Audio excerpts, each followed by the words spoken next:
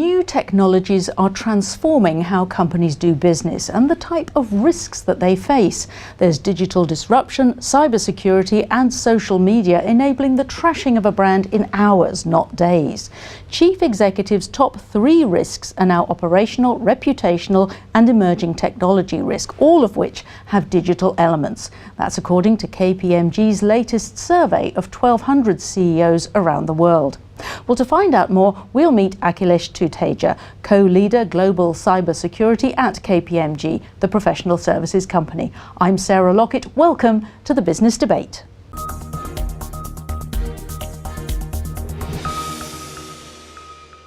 Akhilesh, thanks for joining us on the Business Debate. Pleasure. Now, let's start with the most pressing risk that we hear about in the news, cyber risk. Now, according to the survey, most companies think that they've got a handle on it. Are they right? Partly right and partly not. A lot of CEOs, if you see from our survey last time, at that time only 25% CEOs felt that they are comfortable, and now that number is 40%, so they definitely have improved. But I will tell you another twist. Many times when you do something, you feel confident that you've achieved the outcome. So I do believe that many CEOs, while they are prepared, but many of them also are having a false sense of security, which generally happens when you do something, and therefore they may feel secure, but they may actually not be secure. And the other side to look at it, 60% still feel that they have a way to go. And the vast majority of CEOs see investment in cybersecurity actually as an opportunity for generating new revenue streams. So how does that work? These are the smarter set of CEOs which realize that cyber is not about just telling people not to do certain things, but is about using cyber to make their customers more happy and protected. For example, one would feel more protected if you had your friends and relatives traveling in Uber when you can monitor them. So that's a cyber angle to traveling on road, to providing better comfort and control. And therefore Uber can increase its revenue compared to a local cab because you feel more protected using a particular type of service. And if we move on to reputational or brand risk, which is now in the top 3 risks that CEOs are rating, it wasn't even in the top 10 in 2016. So how has it become so important?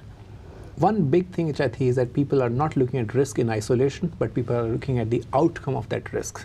So this is one risk which can manifest. So even, for example, cyber can manifest into a huge reputational risk. And in the past, the speed of information flow was slower, and therefore reputation could be managed should something go wrong. But in today's time, if something goes wrong, there's really no time for you to react, and your brand can completely be damaged almost in few hours and not like months and years. And if we think about disruption, I mean, it's great if you're the disruptor, if you're the Uber or the Amazon, not so great if you're lagging behind. But how are CEOs starting to see this now? In my view, CEOs realize that if they don't disrupt themselves, somebody else will. And that's the survey telling us that most of the people realize that it's not the time to just sit back and doing what you're doing in the past, because even if you did nothing, somebody else will disrupt, or even your own business will become commoditized, and therefore you have to reinvent your business model every few years. And if we talk about operational risk, which is the highest concern for business people at the moment, what kind of issues does that mean and how can they be resolved? Some of the large issues within operational risks are reputation risk, regulatory risk, and risk of doing wrong by your people or people who you work with. And I would like to talk about regulation is becoming more and more intense, and regulators are less and less tolerant.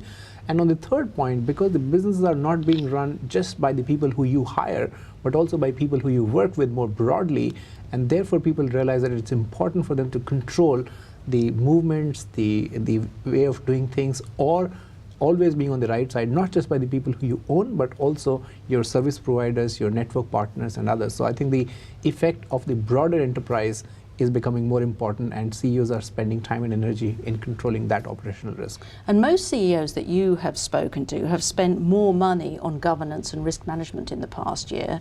So what are the most important measures that they should be spending money on? One of the things which CEOs are spending most money is trying to make sure that when the operations are large and complex, mostly global, how do you make sure that things are exactly the same way as they are in headquarters or in the remotest area? So that's something which people are spending more time to create risks and the response to those risks in a very consistent and globally consistent manner.